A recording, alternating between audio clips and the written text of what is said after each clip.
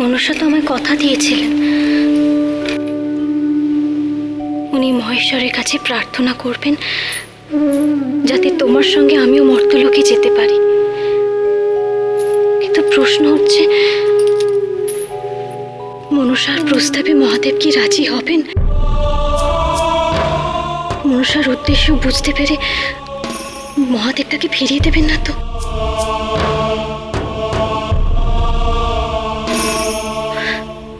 আর যদি তাই হয় তাহলে তখন কি হবে? মহেশ্বরের অভিশাপ অব্যর্থ, তার কথা কখনোই ফেরানো যায় না। ত্রিভুবনে সকলেই তা জানে। আর মহেশ্বরের অভিশাপে তোমার মরতে যাওয়া নিশ্চিত। কিন্তু আমি তোমার সঙ্গে আমাকে পাঠাতে উনি যদি অনুমতি না দেন তাহলে আমি কি করব? এসব তুমি কি বলছো উষা? মর্তলোকে মনুষ্যরূপে জন্ম নেওয়া, রোগ শোক দুঃখ ভরা পৃথিবীতে একটা সম্পূর্ণ জীবন অতিবাহিত করা যে কি কষ্টদায়ক তা আমি জানি। তবু আমি মানসিক প্রস্তুতি নিয়েছিলাম, শুধু এই ভেবে যে তুমিও আমার সঙ্গে থাকবে। নিরানন্দ মর্তলোকে তোমার সঙ্গই হবে আমার একমাত্র সুখ, একমাত্র সান্ত্বনা।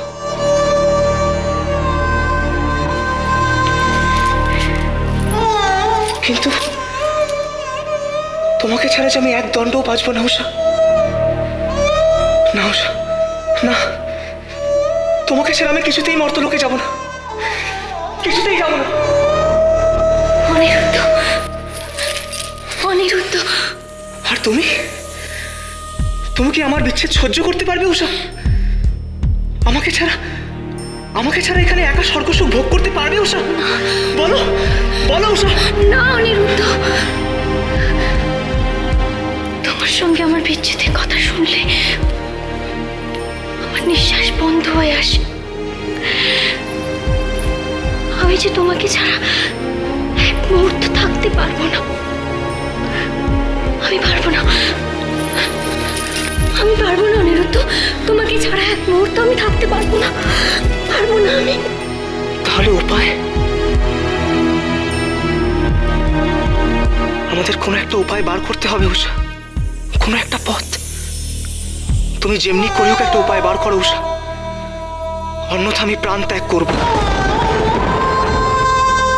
তোমাকে না নিয়ে আমি স্বর্গলোকের বাইরে একটি পাও রাখবো না উষা, একটি পাও রাখবো না। আমি তা হতে দেব না। মনসার উপর আমি আর ভরসা করব না। আমি নিজে যাব মহাদেবের কাছে, নিজে গিয়ে দাঁড়াবো তার সমস্ত ক্রোধ, সমস্ত রোষের মুখোমুখি। আমি জানি মহাদেবের মনে যত না ক্রোধের আগুন, তার চেয়ে বেশি আছে প্রেমের অমৃত।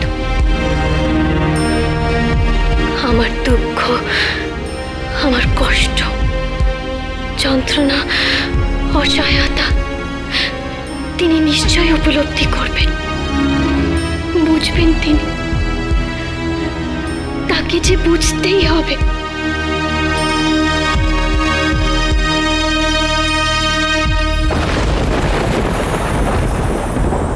তোমার নতুন কোনো ষড়যন্ত্রকে আমি সফল হতে দেব না। তোমার কোনো কথা শুনবো না। তোমার নির্লজ্জতা দেখে আমার ঘৃণা হচ্ছে। নিজের স্বার্থের জন্য আমাকে ব্যবহার করতে তোমার এতটুকু সংকোচ হলো না? আমার সন্তান স্নেহের সুযোগ নিয়ে তুমি তোমার স্বার্থ সিদ্ধির চেষ্টা করছো। আমার সর্বশ্রেষ্ঠ ভক্তের বিরুদ্ধে তুমি আমাকেই ব্যবহার করছো।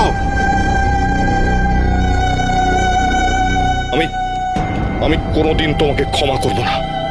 যাও, আর কোনোদিন এই কৈলাসে আসা স্পর্ধা দেখাবে না। যাও। কত সহজে আপনি আপনার রায় শুনিয়ে দিলেন পিতা। বলে দিলেন আমার মুখ দর্শন আর করতে চান না আপনি। কিন্তু বলতে পারেন আপনার এই কন্যাকে এই পরিস্থিতিতে কে দাঁড় করিয়েছে?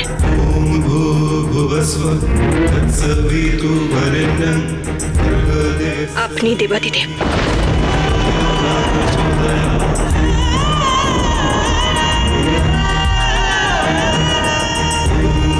নিজের যুদ্ধ নিজেকে জিততে হবে। এই অমূল্য উপদেশ কে দিয়েছিল আমায়? আপনি ভোলানাথ। কে আমার বর্তমান ভবিষ্যৎ সবকিছু মর্তের এক তুচ্ছ মানুষের ইচ্ছার অধীন করে দিয়েছে? আপনি মহেশ্বর, আপনি। দেবীর স্বীকৃতি পাওয়ার জন্য আমায় 7 শতকরের পুজো পেতে হবে। এই সিদ্ধান্ত কে নিয়েছে?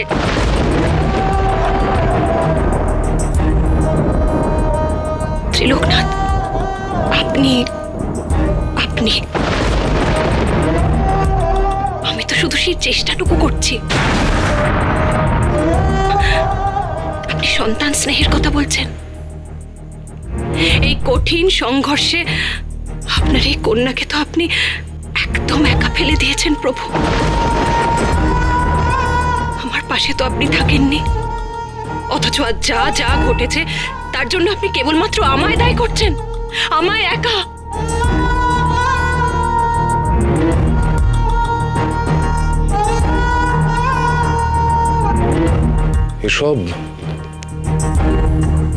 এসব তুমি কি বলছো পদ্মা?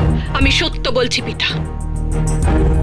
মর্তের মানুষেরা একটা কথা বলে, প্রেমে ও যুদ্ধে ন্যায় অন্যায় বলে কিছু হয় না।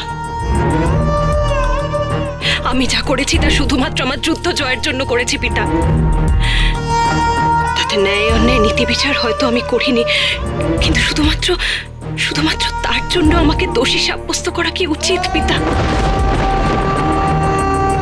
ছলে বলে কৌশলে আমি প্রমাণ করে দিয়েছি অনিরুদ্ধ অপরাধী। পিতা, আপনাকে এবার আপনার প্রতিজ্ঞা পালন করতেই হবে।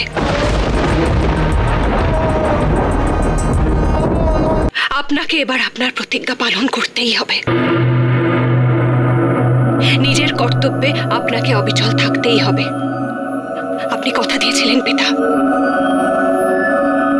আর এই কথাও বারংবার বলেছিলেন যে মহাদেবের কথার অন্যথা হতেই পারে না। আপনাকে স্মরণ করিয়ে দিই পিতা, আপনি বলেছিলেন, আর তোমার কথা মিথ্যা প্রমাণিত হলে আপনার দেওয়া যে কোনো দণ্ড আমি মাথা পেতে নেব পিতা।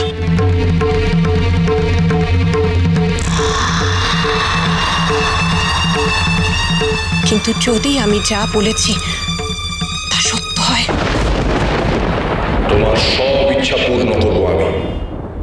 তুমি যা চাইবে তাই হবে।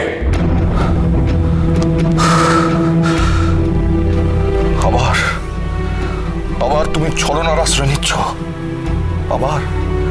আবার তুমি আমাকে তোমার মায়াজালে জড়াতে চেষ্টা করছো। আবার চাঁদের বিরুদ্ধে তুমি আমাকে তোমার হীন ষড়যন্ত্রে যুক্ত করতে চাইছো। আবার কারোর ক্ষতি চাওয়া দুরস্থ। আপনি কারোর অমঙ্গল কামনাও করবেন না পরমপিতা মহেশ্বর।